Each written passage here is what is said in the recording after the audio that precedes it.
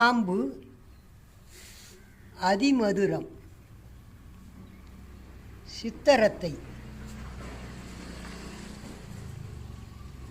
அக்ராக்காரம் என்று சொல்லுவார்கள். அடுத்து தாளிச்ச பத்திரி, இவைகளை அனைத்தையும் சேர்த்து தயாரிக்கக்கூடிய ஒரு சிறப்பு, காப் சிறப்பு என்று சொல்லுவார்களே, இருமலுக்கான டானிக், அது இப்பொழுது நாம் தயாரிக்க போகிறோம்.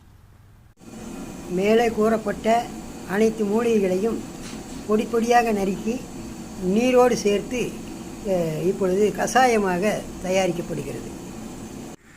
வெட்டி போட்ட மூலிகைகளெல்லாம் 8 கொன்றாக சுன்ற வைத்து இப்பொழுது அந்த கஷாயத்தை இறக்கி வைத்துள்ளோம். இந்த கஷாயத்தில் சீனா கற்கண்டு இப்பொழுது கலக்கப்படுகிறது. சீனா கற்கண்டு